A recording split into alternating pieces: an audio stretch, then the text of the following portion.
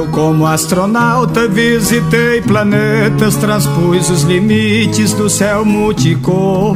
Viajei a bordo dos meus pensamentos, fiz do coração um disco voador. E em meio às galáxias do mundo universo, encontrei em Marte a musa do amor.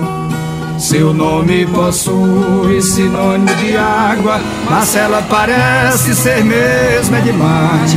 Madeixas da noite, estética de estrela, beleza que igual não tem noutra parte.